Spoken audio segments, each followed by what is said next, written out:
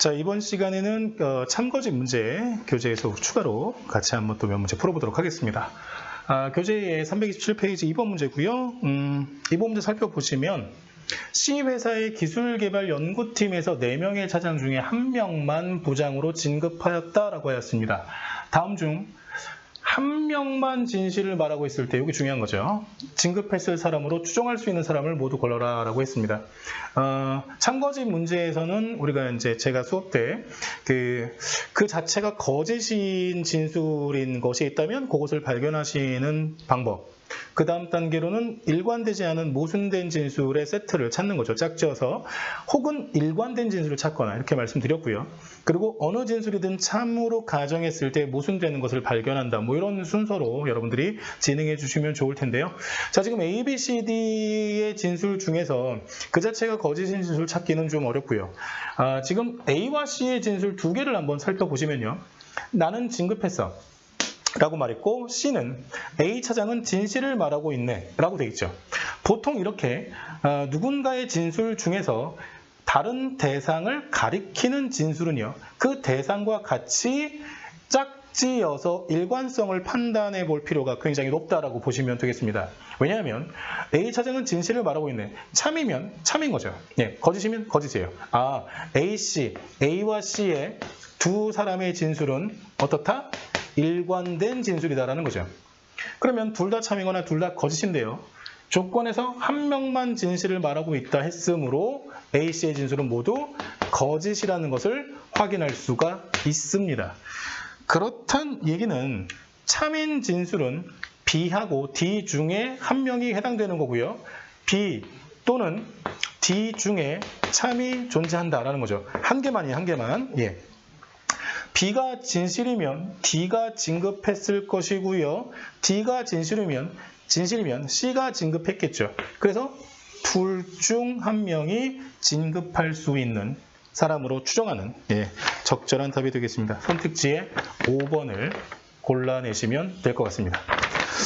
자, 2번 문제 이렇게 정리하시면 될 것 같고요. 자, 이번엔 4번 문제 보겠습니다. 4번 문제. 자, 4번 문제 보시면요. 그 문제 한번 읽어보도록 하죠. K회사의 인사팀은 팀별 A부터 E까지 5명이죠. 인턴 사원의 역량평가를 마치고 그 결과를 각 팀장에게 전달했다. 팀장들은 그 결과를 가지고 회의를 한 뒤 최고점을 받은 2명의 인턴 사원을 정직원으로 전환하기로 했다.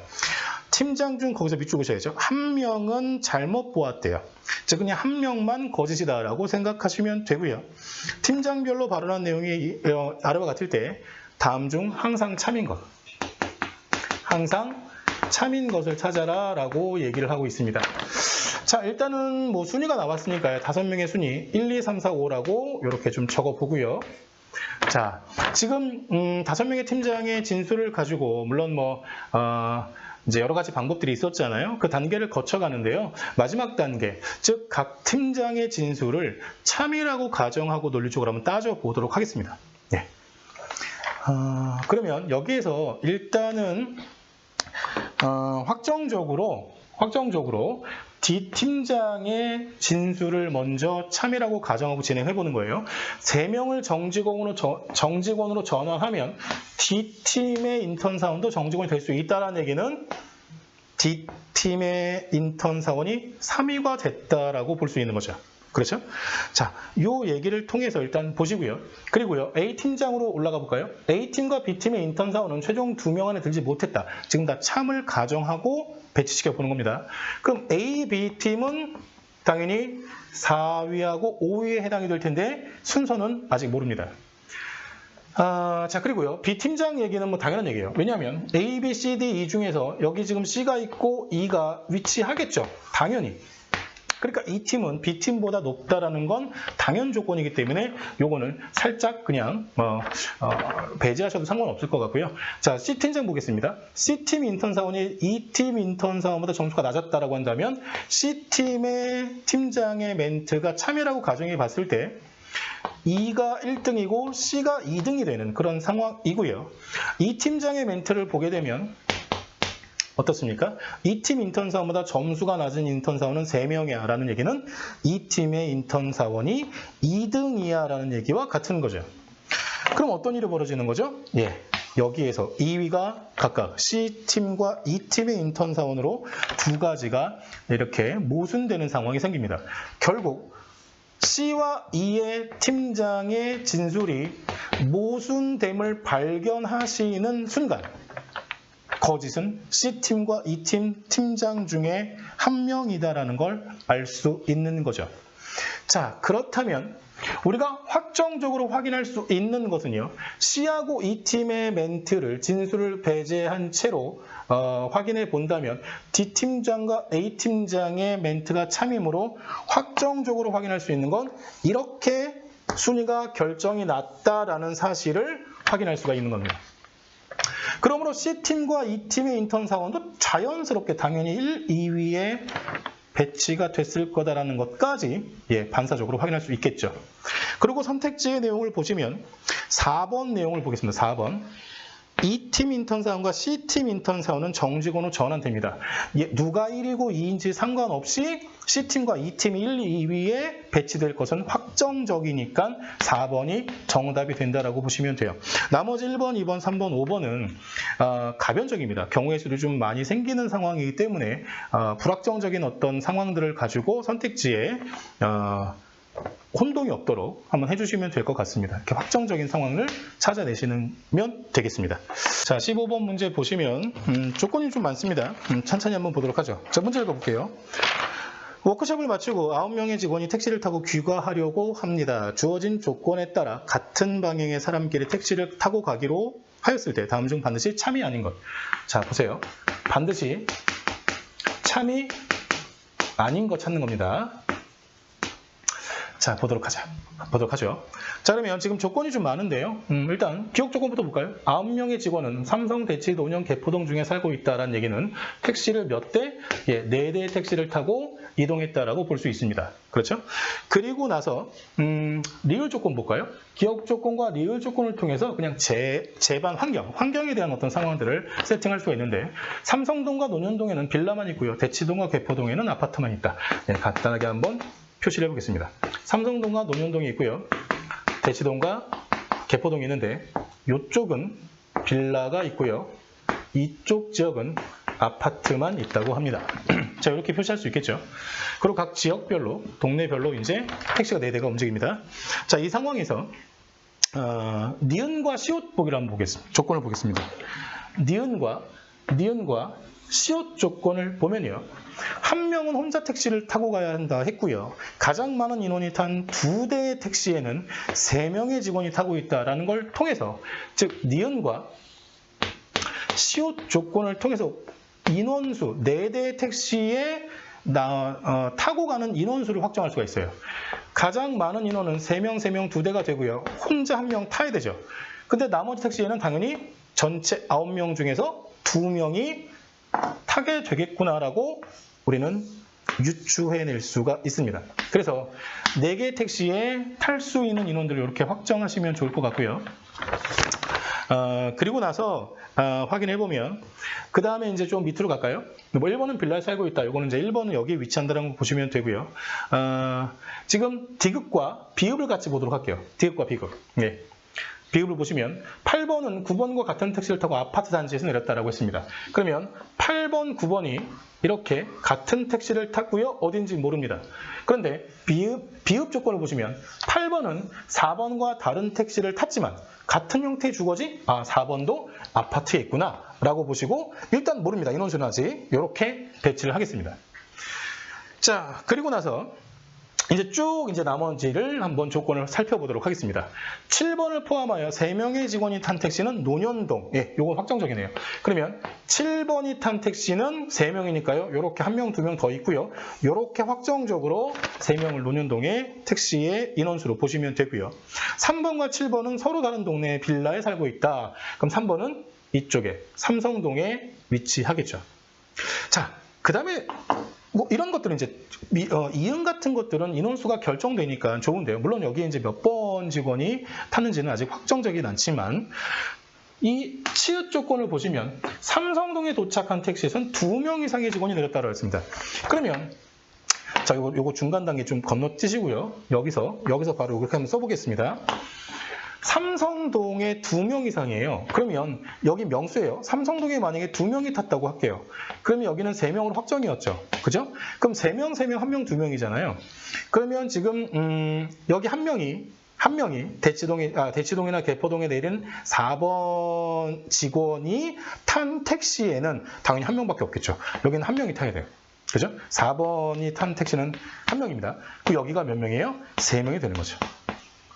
물론 지금 이 동네는 결정할 수 없는 상황입니다. 그냥 인원수 4번이 한 명이 타고 움직인 거고요. 8번, 9번이 누군가 한 명을 더 추가해서 3명이 탔다라고 보는 겁니다. 인원수에 대한 지금 결정을 하고 있는 거예요.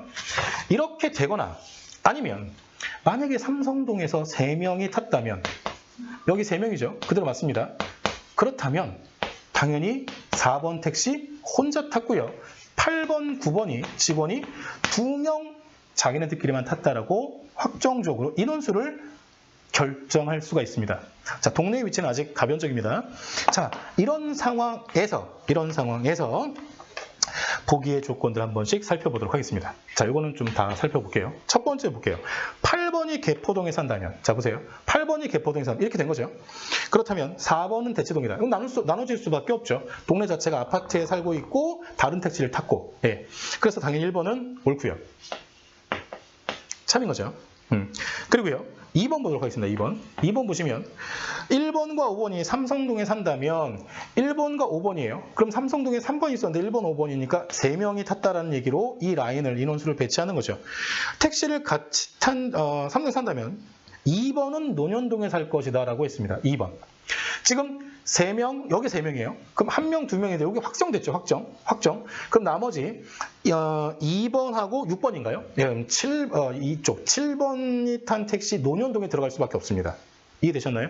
그래서 삼성동에 1번, 5번 3명으로 확정해서 1번, 5번을 제꼈다면 지금 여기서 나오지 않는 인원수가 1번, 2번, 5번, 6번 요 직원들이 있는 거죠. 지금 오픈된 게 3, 7, 4, 8, 9니까요. 그죠? 이렇게 직원들이 남아있다라고 이것도 좀 주의하시고요. 그래서 1번, 5번이 삼성동에 산다면 2번, 6번이 남았는데 그것은 고스란히 논현동 택시 3명에 들어가야 됩니다. 그래서 2번은 논현동에 살 것이다. 정확하게 항상 참이다 라고 얘기할 수 있는 거죠. 자, 3번 보기 보겠습니다. 3번 보기 보시면 6번이 논현동에 살 경우 6번 하나만 논현동에 살고 한 명이 특정되지 않았죠. 택시를 같이 탄 직원은 5번과 7번이다. 그럼 여기 5번이 올 것이냐? 그걸 반드시 참이라고 할 수 있느냐? 조금 미심쩍어요. 그래서 이런 것들을 좀 패스하세요. 일단 패스하시고 돌아와서 점검하겠습니다. 2번과 6번이 삼성동에 살면 이번엔 2번과 6번이 삼성동으로 특정됐죠. 그럼 밑에 라인이죠. 그죠? 그럼 1번, 5번은 논현동으로 배치되면서 4번과 8, 9번이 1명, 2명으로 확정이 됩니다. 동네는 모릅니다. 그죠? 그럴 때 5번은 논현동에서 내렸을 것이다. 그렇죠. 아까 말씀드린 대로 2번, 6번이 이렇게 가면 1번, 5번은 논현동으로 갈 수밖에 없죠. 그래서 4번도 오케이 하시면 되겠습니다. 5번째 보기를 보죠. 9번이 개포동에 살 경우, 자, 8, 9번이 개포동에 사는 거죠. 대치동에는 2명의 직원이 살 것이다. 대치동에는 2명의 직원? 예. 지금 여기가 만약에 3명이 된다 하더라도 이 4번 택시를 탄 이 4번 직원이 탄 택시에는 무조건 1명밖에 안 됩니다. 이것도 확정인 거죠. 어떤 경우에도 똑같으니까요.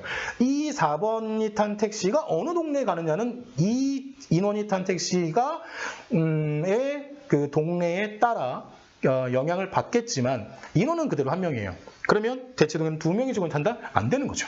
네, 5번이 확정적으로 아니다라고 보시면 반드시 참이 아닙니다. 그렇다면 이제 나머지 3번은요. 3번 어떻습니까? 아까 말씀드린 대로 이 논현동에 도착한 택시가 만약에 지금 6번만 가서 위치가 시켰다면 나머지 1번, 2번, 5번에 따라 달라진다는 거죠. 1번은 뭐 이쪽에 배치가 되는 건 당연하겠지만 나머지 2번, 5번의 배치에 따라서 상황들은 굉장히 변수가 많다라고 보시는 겁니다. 그래서 실전에서도 만약에 3번 보기를 맞닥뜨렸어요. 만약에 3번 보기가 1번이었다 쳐도 요거는 과감하게 일단 스킵하시고 나머지 선택지를 가지고 확정적으로 참인지 아닌지를 보시면 되겠습니다. 이건 참이 될 수도 있고 거짓이 될 수도 있는 상황이죠. 예. 그래서 선택지 뭐죠? 5번을 택하셔야 된다는 겁니다. 이거 조심하세요. 예. 5번을 택하셔야 됩니다. 반드시 참이 아닌 거니까요. 예. 5번은 틀렸죠. 자, 18번 보시면 문제 같이 읽어보죠. 예. 혜정, 진희, 도영 3명의 학생은 언어, 수리, 세계사, 독일어 4개의 과목에 대해 각각 수행평가를 받고 그 결과에 대해서 합불 하나의 평가를 받았습니다. 그 결과가 다음과 같다고 할 때 다음 중 참거짓을 판별할 수 없는 겁니다. 참거짓을 판별할 수 없는 거. 참일 수도 있고 거짓일 수도 있는 그런 상황을 찾아내는 거죠. 자, 일단 3명이 나왔으니까요. 혜정, 그 다음에 진희, 도희라고 써주시고요. 그 다음 테스트 본 것이 수행평가 과목이 언어, 그 다음에 수리, 그리고 세계사, 그리고 독일어 이렇게 4개의 과목이 있는 거죠. 자, 일단 이 중에서요. 첫 번째 조건과 마지막 조건을 한번 유심히 살펴보세요. 혜정이와 진희는 4개 과목 중에서 3개에서 합격하였다라고 되어 있고요. 혜정이와 진희는 언어와 수리 중에 한 과목만 합격했다라고 되어 있습니다. 그리고 바로 밑에 혜정이 언어 과목을 불합격했죠. 그러면 혜정이는 언어 과목을 불합격했기 때문에 불합격 X 합격 동그라미 표시하겠습니다. 3과목을 합격했으니까 당연히 수리와 세계사와 독일어에서는 합격했다라고 확인할 수가 있고요. 그렇죠? 그리고 진희도 마찬가지로 언어와 수리 중에서 한 과목만을 합격했다고 했으니 여기에 불합격 과목이 있는 거죠. 그러면 가능성 있는 건 얘가 불합격하고 합격한 경우이거나 아니면 여기서 합격을 하고 불합격했을 가능성이 있는 거죠. 어쨌든 불합격 과목이 언어와 수리 중에 둘 중 하나는 불합격이므로 세계에서 합격했다라는 마지막 조건에 따라 진희는 세계사하고 독일어는 당연 합격이라고 확인할 수가 있겠습니다. 자, 그리고 지금 네 번째 조건 보도록 할게요. 진희와 도용이의 수리 과목 수행 평가는 동일하다라고 되어 있습니다. 진희와 도용이의 수리 과목 평가. 그러면 요렇게 잘라주고요. 여기가 합격했으면 나도 합격이다. 너가 불합격했으면 나도 불합격이다. 이렇게 경우 같이 표시하겠습니다. 네 번째 조건 보시면 혜정이와 도용이의 세계사 과목 평가 결과는 서로 다르다. 혜정이와 도용이죠. 그럼 합격이니까 여기는 불합격 확정이죠. 그럼 우리가 이제 확인할 수 없는 부분이 어디냐면 바로 도용이의 언어 부분과 도용이의 독일어 부분을 아직은 주어진 조건만으로는 확정할 수가 없는 불확정 상황으로 남겨놓으신 상태에서 이제 선택지를 판단하셔야 되겠습니다. 자, 요거는 진희가 이렇게 될 때 도용이는 이렇게 된다라고 왼쪽, 오른쪽 이렇게 매칭해서 한번 봐주세요. 자, 첫 번째 한번 보겠습니다. 3명 모두 1개 과목 이상 불합격하였다. 불합격, 그죠? 예, 불합격 이렇게. 오케이, 맞죠? 반드시 참입니다. 두 번째 보도록 하겠습니다. 세계사 과목에서 2명 이상이 합격하였다. 이건 확정 조건이죠. 예, 확정 상황이기 때문에 2명 이상 맞습니다. 세 번째 선택지 보시면 진희가 수리 과목에서 합격했다면 진희가 수리 과목에서 이렇게 오는 거죠. 이렇게 되는 거죠. 이렇게 되는 겁니다. 3번 선택지의 경우에 한해서 합격했다면 3명 모두 합격하였다. 마찬가지로 왼쪽 거니까요. 합격이 되는 거죠. 3번의 선택지도 반드시 참이구나 라고 보시면 되겠습니다. 네 번째 보죠. 진희와 도용이는 독일어에서 같은 평가를 받았다. 진희와 도용이 모릅니다. 이거. 그죠? 합격인지 불합격인지 어떠한 제한 조건도 걸리지 않죠. 그러니까 얘는 항상 참이라고 참거짓을 판별할 수 없는 거죠. 예, 참일 수도 있고 거짓일 수도 있는 거죠.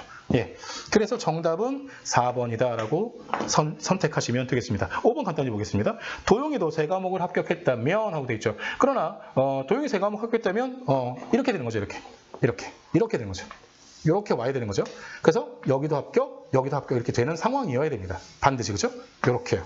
그랬을 때 독일어는 모두 합격하였다? 예, 반드시 참인 거죠. 그래서 5번도 오케이다라고 확인하시면 되겠습니다. 네, 참거짓 문제 교재에서 추가로 여러분들께 같이 한번 풀이를 제공했습니다. 잘 정리하시고요. 저는 다른 문제로 다시 찾아뵙겠습니다. 여러분 수고하셨습니다.